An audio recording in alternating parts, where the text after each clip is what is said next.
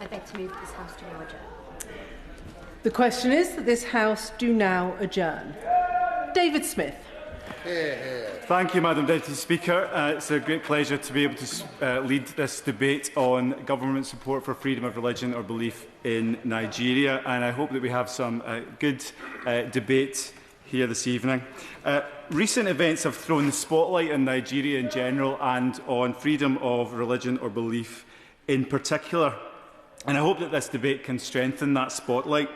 One fact should make the scale of the challenge clear. More Christians are killed each year in Nigeria for being Christians than in all other countries combined.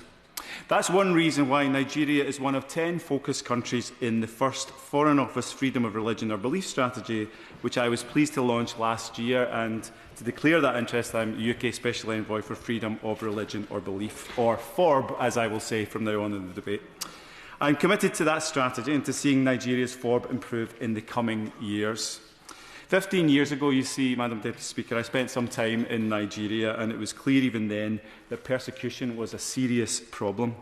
I remember sitting in a hotel room in Abuja, a very nice hotel actually as it was, and hearing directly from a man whose wife had been brutally murdered, in fact, it's sad to say, burned to death by a mob in northern Nigeria, purely because in that context she was a Christian. Let me reiterate, that was 15 years ago.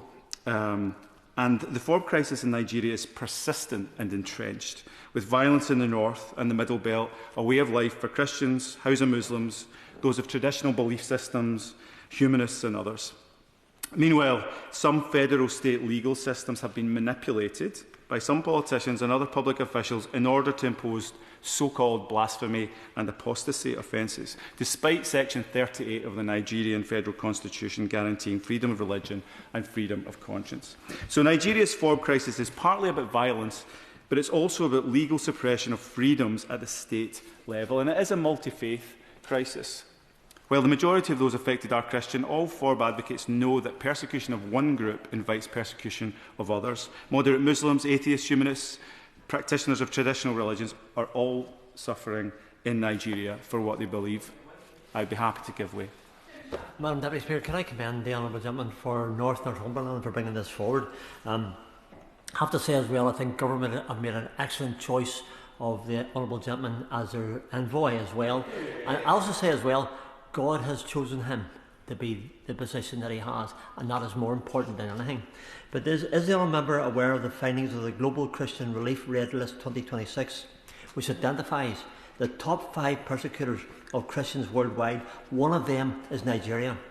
And does the honourable member agree that the UK government, I say this to the Minister because he's an honourable man and I know he answers our issues, government must use its diplomatic engagement, development assistance and security cooperation to press for improved civilian protection, accountability for perpetrators and the defence of freedom of religion or belief for all Nigerians, whatever that faith may be? David Smith. Thank you, Madam Deputy Speaker. I thank the Honourable Member for Strangford. I know that this is a matter, an issue that he is really concerned about and spends a lot of his time in this place on. And I am aware of that list, and I'll be pleased tomorrow to be speaking at the Open Doors World Watch List launch. And they also, I understand, Nigeria is high on that list. So, what does this have to do with us in this place, Madam Deputy Speaker? Well, firstly, the government is committed to a values-based foreign policy. Our consciences won't let us ignore the suffering of anyone denied dignity, agency and freedom. When people ask, why do you care about something like this in Nigeria, our response is, how could we not? So I'm pleased to support a government that has moved to address suffering as far and as wide as possible. But secondly, Nigeria's business is becoming everyone's business. The old adage is that when Nigeria sneezes, Africa catches a cold. Nigeria is booming with a population of 240 million people, which will keep growing for years to come. In the UK, we have 270,000 Nigerian-born residents who make a dynamic contribution to our economy, society and country. So a flourishing Nigeria, built on the common good, pluralism and universal freedoms, will be a blessing to the world, to Africa and to the UK. I would be happy to give way.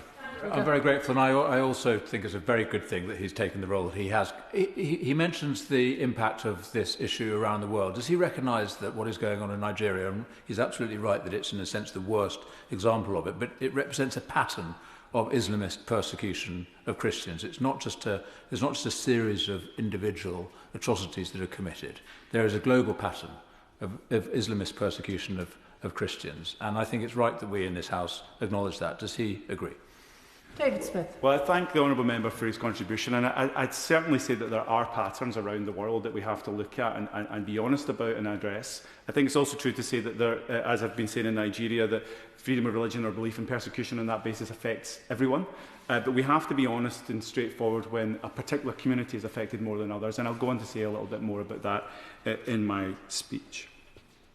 So, in the UK, I've mentioned about our Nigerian connections, and a flourishing Nigeria built on the common good is good for us all. But sadly, in Nigeria, this is some way off. Many of us here will have a rough idea of the situation. I look around the chamber and see many colleagues who I know passionately care about freedom of religion or belief all around the world, including in Nigeria. But in the last 6 weeks alone in Nigeria, just 2 examples. 13 people were kidnapped from a church in Kogi State in what the BBC called the second such attack in as many weeks. A bomb was set off in a mosque in Borno State, sadly killing at least 5 worshippers. These are just the latest in a long line of attacks, violence and atrocities, which is why on Christmas Day last year the American government launched strikes on terrorists, the Lakurua militants in the far northwest of Nigeria who are affiliated with Islamic State. Sahel province were the target of that strike. And these strikes, they raise the profile of the uncertainty, fear and insecurity that many Nigerians live with on a daily basis. At least 45,000 Christians have been killed for faith-related reasons between 2011 and 2025 in Nigeria. Happy to. I also want to thank the honourable gentleman for his excellent work as FORB Envoy and the extraordinary effort that he's putting into it. Does he agree that in a world in which geopolitics is becoming increasingly transactional, when African governments are increasingly focusing on economic growth rather than civil and political rights, and when intolerance and bigotry is more widespread than ever, it is more vital than it's ever been for British foreign policy to make space for creating a voice for people who don't have them, like Christians in Nigeria. And however hard that is, we should redouble our efforts to do so. David Smith. Thank the honourable member for his contribution, and I especially as well for the role that he played in the Truro report, which actually led in the end to the role that I'm playing, and ultimately played a huge role in bringing freedom of religion and belief to the centre of our foreign policy. And certainly that's something that I'm advocating for in my role, and I know that the government takes very, very seriously, and we shouldn't have a false dichotomy, in my opinion, between whether we are advancing freedoms for people or seeking to build economic relationships with them. We should have a holistic relationship with all partner countries that we can around the world. But back to Nigeria, and moderate Muslims are also targeted by these extremists, and we need to call out who these extremists are. Religion is clearly key, though, but to an earlier point, persecution is not necessarily evenly spread in every situation in every country, and that's true in Nigeria. For example, in Kaduna State, after controlling for population, Christians were 15.8 times more likely to be abducted than Muslims, so there is a particular issue there. The situation continues to deteriorate, and I think it's reasonable, therefore, that we ask serious questions of the Nigerian military about the response from a security perspective. In June last year, 258 people were killed in Yelwata in Benue State. The nearest military base was just 20 miles away, but it took 4 hours for anyone to respond. In the face of all this, it's perhaps unsurprising that the United States again announced in late October on social media that it would designate Nigeria a country of particular concern. And as the Middle Belt Times in Nigeria put it, the message is unmistakable. Nigeria's government is capable of fighting terrorism when sufficiently motivated. The capacity exists. The resources are available. What has been missing is political will. Yes, be happy to conclude. Thank you, Madam Chair, and thank you for giving way. Given that reliable sources estimate that tens of thousands of Christians have been killed in Nigeria since 2009, largely in the north and the middle belt of Nigeria, placing the country at the epicentre of global persecution of the Christian Church, does he agree that every diplomatic and political lever available to His Majesty's Government must now be used to help end this violence and to secure freedom of religion or belief for all.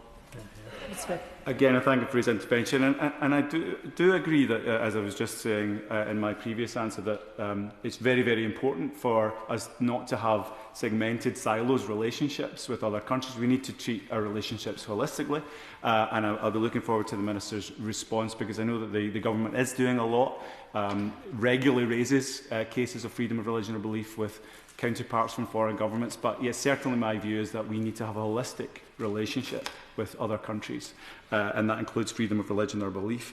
Let me just quickly move to the issue of legal suppression of freedoms. Freedom House reports that how state and local governments in Nigeria have been known to endorse de facto official religions in their territory, placing limits on other religious activity. Apostasy and blasphemy laws, so-called, have spread into Nigeria's social and legal landscape, often led by regional or local governments.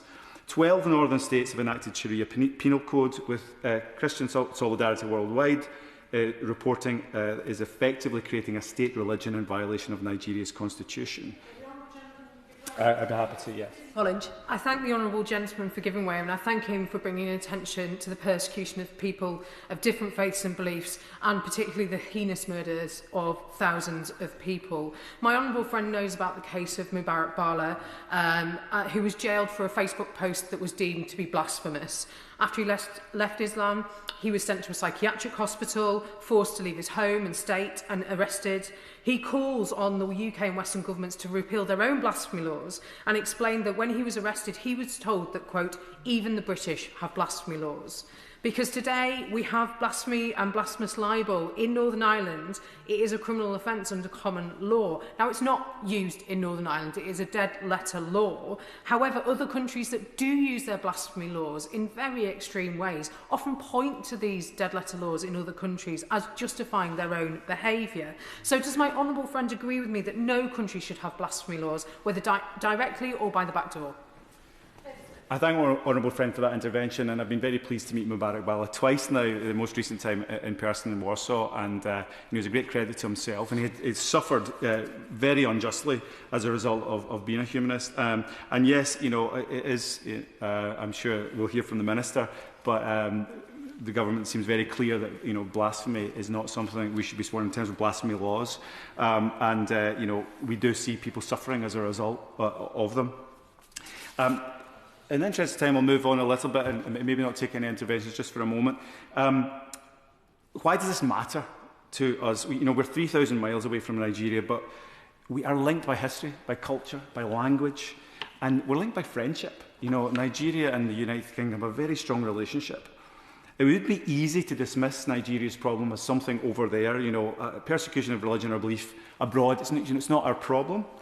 But that position would be irresponsible, it would be immoral, and it would ultimately be untenable.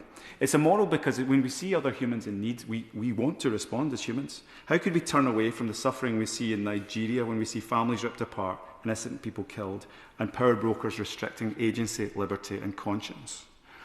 We in the UK have a rich history of experiencing and rejecting religious intolerance that we can share in humility, hopefully, with others. You know, we had civil wars, we had riots. Those riots became debates became freedoms, and those freedoms led to flourishing. And the hallmark of freedom is wanting freedom for others. That brings me to irresponsibility. It would be irresponsible to assume that Nigeria's problems are also not our own. Nigeria is playing an increasingly influential role globally. It's young, resource-rich and growing. The UN has projected that Nigeria will become the third most populous country on earth by 2050. In the UK, it's home, as I've said, to a substantial and growing community of Nigerian-born residents. They're hard-working, law-abiding, enterprising part of our nation, and we're privileged to have them with us. So working well with Nigeria is in the interest for the sake of all. Nigeria also represents a genuine democracy in a region where military governments are common and where civil society is precarious. As climate change disrupts the Sahel and Central Africa further, the promise of a resilient Nigeria is, with a strong sense of its future as a pluralist democracy, can't be understated. I'm happy to, yeah. Well, Pinkerton. I'm hugely grateful to the honourable gentleman for giving way and for the excellent speech. He's giving a very powerful evocation of the significant crisis that exists within Nigeria in terms of intolerance and faith-related death. But can he also maybe give some indication, and this is a genuine question of inquiry, to what extent are there intersections with other sources of conflict, such as terrorism, resource competition that he just mentioned, and potentially even climate change? To what extent are they drivers of the kind of religious intolerance that we see playing out in his speech? I thank my honourable friend for that question, and he's right to draw other factors into this equation, whether it be competition over land in the Middle Belt in Nigeria, whether it be climate change that leads to that sometimes, whether it be other forms of identitarian conflict, competition over resources. These things are true without question. It is also true, in my estimation, that there is a specifically religious dimension and a political dimension at times to the persecution that we have. So it can be both at the same time, is what I would say. But one thing that I'm concerned about is that we can lead to a slippery slope. If you compare to a situation like in China, for example, where Tibetan Buddhists have been persecuted for years, and that was later followed by a crackdown on Falun Gong and Christians. And then, where religious prisoners ultimately ended up being joined by journalists, activists, trade unionists, and other rabble-rousers, the state would prefer not to deal with. So we need to robustly defend freedom of religion or belief to avoid that slippery slope. The government is doing some great things that I get to see. I'll just make a little bit of progress, and I want to make sure the Minister has time to respond. The government is making a great deal of progress, and we will hear from the Minister, but it's true to say that in my estimation, the government is supporting security work in Nigeria, working closely with the Nigerian government, the Spring programme that I hope we hear more about, and building that sense of intercommunal, interfaith relationship building, peace building, something that I myself did in the past in a different context. This is really, really important. I'd love to hear more from the Minister about what that could actually look like if we grow that more. I will give away. I thank the honourable member for giving way, and I suppose I would just remind the House of Matthew 5 verse 10, "Blessed are they which are persecuted for righteousness' sake, for theirs is the kingdom of heaven." And I think we all must bear that in our minds tonight. And I suppose the question that I would ask is, how many more burned churches, murdered worshippers are we going to have to see before actual concrete action is taken? I suppose I would just ask the honourable member, he's doing an amazing job in this area, well done in that regard, but we do need more concrete action. UK aid should be conditional on demonstrable action to protect religious freedom. Surely that's a question of the Minister tonight. David Smith. I thank the Honourable Lady for a question and intervention, and again I agree that we should have holistic relationships with all of our partners. It should not be a hierarchy of importance when it comes to an economic trade deal versus us pursuing our values as a country when it comes to things like freedoms, and I'm sure we'll hear more from the Minister on that.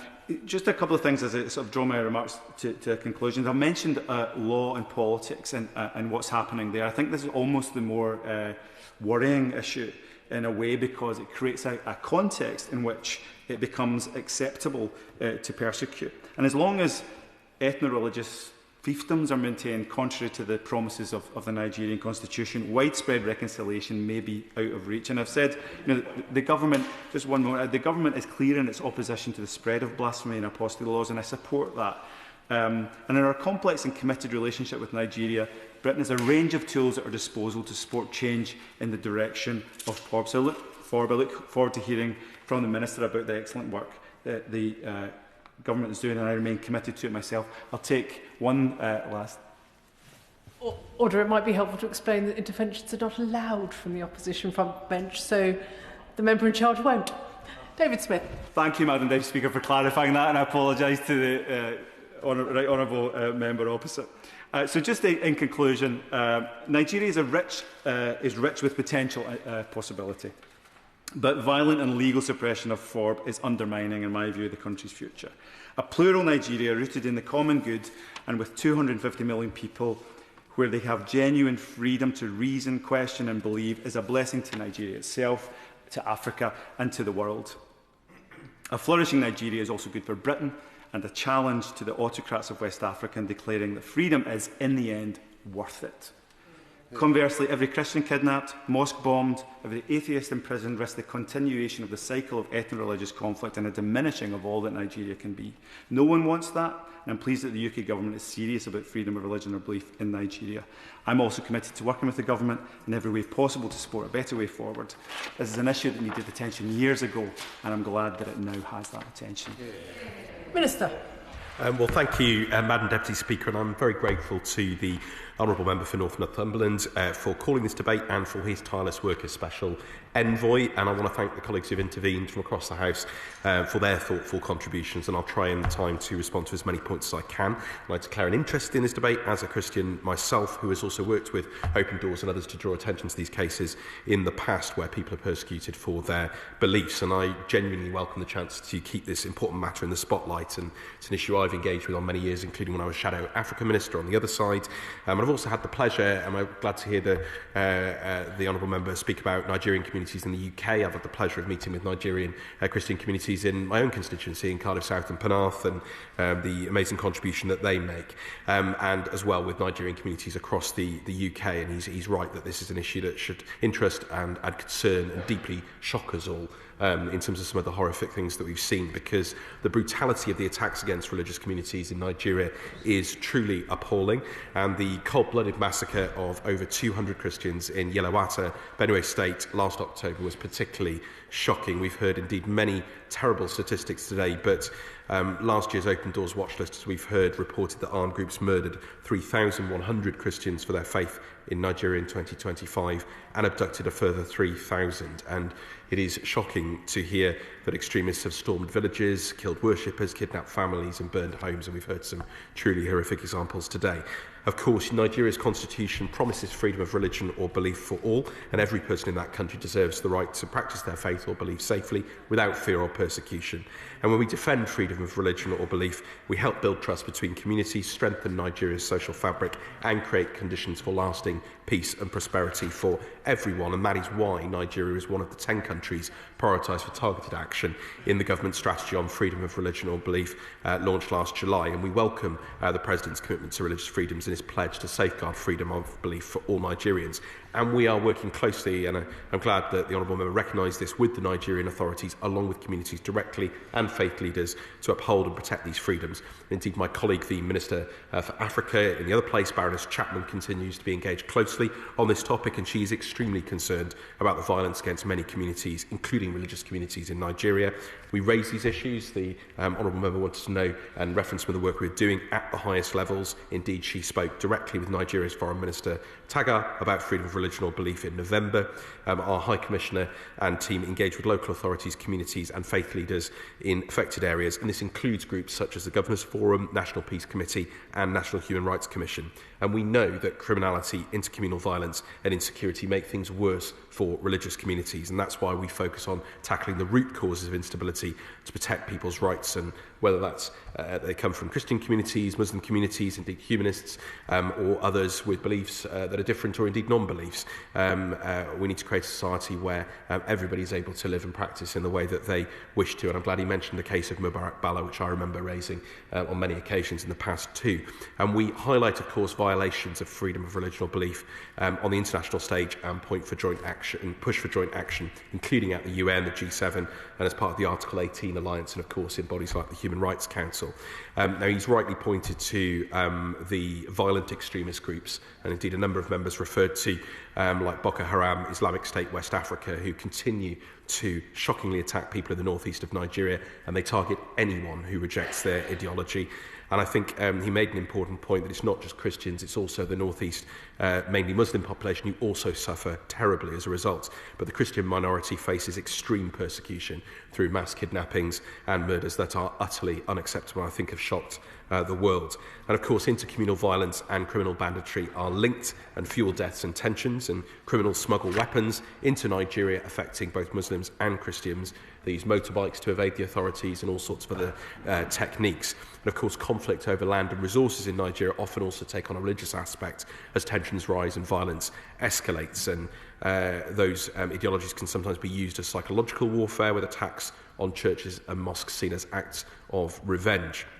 But peaceful dialogue can resolve disputes before they escalate. And since our last debate on this in 2024, we've rolled out the UK's Strengthening Peace and Resilience in Nigeria programme across Kaduna, Katsina, Benue and Plateau states. And I was glad to see that referenced. It's doing very, very important work reducing violence by strengthening local peace and justice systems and supporting practical community-led solutions. And one early success, Madam Deputy Speaker, is that 5,000 internally displaced people have returned and resettled after a peace agreement between the Bassa and Igbura communities in Nasawara State. If we don't tackle the root causes of insecurity, religious communities will remain at risk of these terrible atrocities. And that's why, and he mentioned our cooperation with Nigeria more broadly on security issues, which I'm very pleased to play a role in alongside my colleague, the Minister for Africa. But last July, we hosted the third Security and Defence Partnership Dialogue with Nigeria. I will be generous and give him a little in his new position. I would. I thank the Minister for giving way. The tragic case of Deborah Samuel Yakubu was a reminder of the culture of impunity that's been allowed to develop in too many parts of Nigeria. So will the Minister assure the House that the UK government does everything and takes every opportunity to stress the need for improved security in those vulnerable, particularly vulnerable parts of Nigeria, to make sure that people are safe to exercise their religious belief? Minister. I absolutely can, and I mentioned a range of the different levels in which we do that, and indeed my colleague, the Minister for Africa, raised at the highest level a number of these issues, but we continue to engage, and the High Commissioner and the team do an excellent job there in engaging at all levels to raise these cases. That's why we have this dialogue, we have the Spring Programme, we have the investment that we're making across a range of areas with the Nigerian authorities, who are close partners in many respects and many issues, not just in Nigeria, but more broadly. And we agreed to strengthen our cooperation and provide practical support to defend against these threats. And that actually includes very practical steps, such as sharing operational lessons to counter new tactics being used by terrorists, including the use of drones and improvised explosive devices, which have tragically, of course, been used against civilians in too many locations. And the UK is also, of course, trying to address wider issues around poverty and humanitarian concerns, and we support hundreds of thousands of people through our humanitarian and resilience programme. But I want to assure you, Madam Deputy Speaker, and the Envoy, that we will keep working with Nigerian authorities and faith leaders to address the shocking violence against people who are simply trying to follow their faith or belief, and particularly welcome the concerns that have been raised about Christian communities, but it's of course affecting many, and we will work at every level to ensure that this violence is brought to an end, and we'll also work globally for these issues, and really want to praise the Special Envoy for the work he does on these important issues. The question is that this House do now adjourn. As many as of that opinion say aye. Aye. The ayes have it. Order, order.